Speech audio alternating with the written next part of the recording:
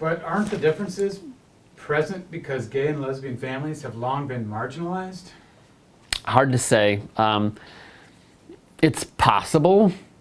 It would be difficult to say that marginalization accounts for all of this stuff, sort of lack of social support or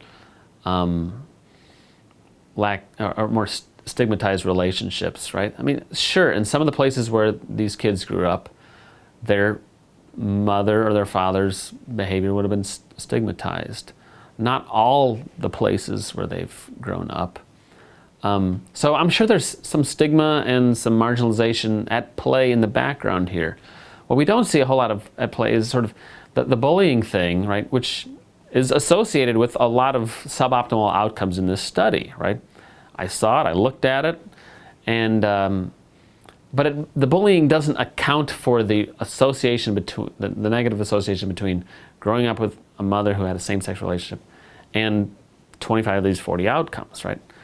Bullying is bad. Nobody's saying otherwise, but bullying doesn't account for what we saw. But stigma and marginalization, sure, I'm sure that plays some role. That's difficult to measure. I would bet against it playing the entire role, though, right? I mean, much more likely is some of this sort of endemic household instability I talked about.